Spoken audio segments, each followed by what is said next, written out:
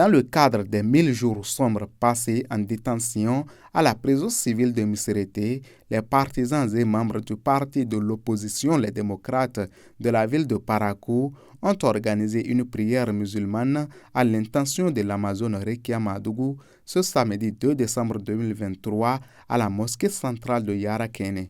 Ces militants ont exposé l'objectif pour lequel cette prière a été initiée. C'est la énième fois depuis son arrestation, ainsi que celle de Joël Ayevor et les autres. Et tant qu'ils ne seront pas libres de leur mouvement, nous ne serons jamais fatigués, n'est-ce pas, de prier, d'implorer Allah, n'est-ce pas, le Tout-Puissant, le Miséricordieux, pour qu'il permette à notre Père, le Président de la République, qu'on le veuille ou pas, c'est Dieu qui fait un chef. Nous sommes obligés d'être à ses pas. Nous l'implorons. Nous n'avons pas beaucoup de choses à dire.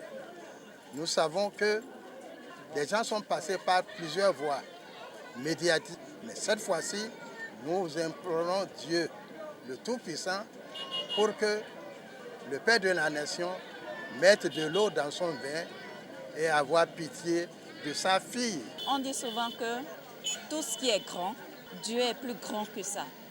C'est dit qu'en fait, nous avons un Dieu formidable, qui est plus grand que toute chose. C'est un Dieu, même des situations impossibles. Quand nous, les hommes, on pense qu'une situation est impossible, pour Dieu, ce n'est pas impossible. C'est vrai que le président Talon a dit que lui n'accordera pas la grâce et que lui n'est pas partant pour l'amnistie. C'était il y a quelques jours, il a dit ça. Son cœur, aujourd'hui, à l'instant où nous parlons, Dieu le connaît. Dieu sait que peut-être d'ici demain, ce cœur-là qui a parlé il y a 3 jours, ce cœur-là, Dieu a la possibilité et les moyens de le changer et de passer d'un non à un oui. Et c'est pour ça que nous avons fait cette prière à l'intention de notre sœur Rekia Madougou, à l'intention de tous les détenus politiques et à l'intention de tous les prisonniers de ce pays-là.